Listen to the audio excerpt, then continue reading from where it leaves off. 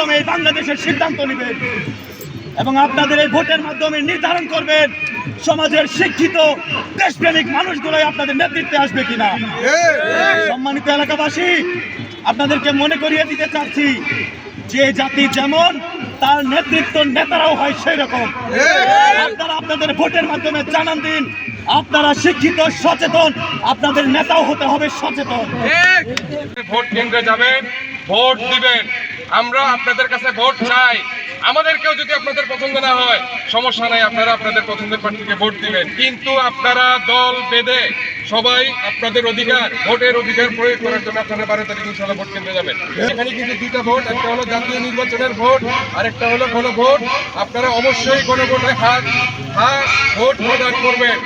এই বাড়িতেই আপনাদের থাকতে হবে। আমরা সকলেরই মৌলিক অধিকার আমাদের নিজের বাসস্থানে থাকা। সম্মানিত এলাকাবাসী, আজকে বাংলাদেশ জামাতে ইসলামের নেতৃত্বে 10 দল ঐক্যবদ্ধ বাংলাদেশ নামে আমরা যে একটা যুদ্ধে অবতীর্ণ হয়েছি, ভোট যুদ্ধ, সেই যুদ্ধের ফলাফল নির্ণয় করছেন আপনারা। সম্মানিত এলাকাবাসী, আমরা আপনাদের জন্য সুসংবাদ নিয়ে এসেছি। আপনাদের এলাকার নাগরিকদের সমস্যাগুলো আছে, সেই সমস্যাগুলোর অবসান আমরা ঘটাবো, সেই জন্য এসেছি। আমরা জানি আপনাদের এলাকায় এবং আমরা আসার পথেও আজকে অনেক সমস্যার মোকাবেলা করতে হয়েছে আমাদের। প্রথম সমস্যা হয়েছে যাতায়াতের প্রচন্ড সমস্যা। আমরা আমাদের জায়গা থেকে আমরা গাড়িতে করে এসেছি, তারপরেও খুবই ভোগান্তির শিকার হয়েছি। বাংলাদেশ জামাত ইসলামের লক্ষ্য উদ্দেশ্য হচ্ছে বাংলাদেশের নিয়মতান্ত্রিক ও গণতান্ত্রিক পন্থায় একটি ন্যায় ইসলাম ভিত্তিক সমাজ ব্যবস্থা প্রতিষ্ঠা এবং এর মাধ্যমে আল্লাহর সন্তুষ্টি অর্জন। অর্থাৎ আমরা বাংলাদেশে নির্বাচনে অংশগ্রহণ করে নির্বাচিত হয়ে বাংলাদেশে একটি ন্যায় ইনসাফ ভিত্তিক কল্যাণ রাষ্ট্র প্রতিষ্ঠিত করতে চাই। আমরা দুনিয়াতে কোনো সম্পত্তি, লোভের আশা, খ্যাতি এইগুলো আমরা চাই না।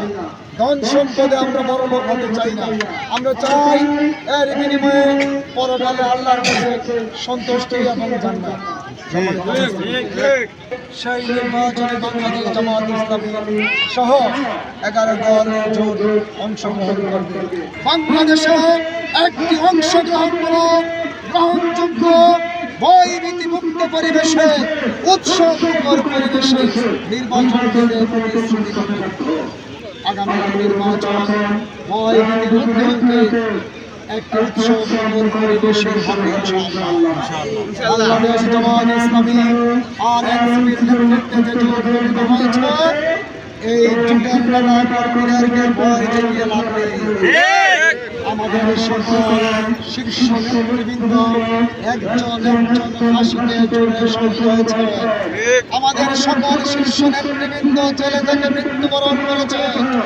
আমাদের হৃদয়ের স্পন্দন, বাংলাদেশের 18 কোটি মানুষের হৃদয়ের স্পন্দন, সারা বিশ্বের শ্রেষ্ঠ মুফাসসির আল্লামা দেওয়ান হোসেন সাঈদীকেও জেলের অন্ধকার ঘরে রেখে চিকিৎসার কারণে ইনজেকশন করে শহীদ হয়েছে।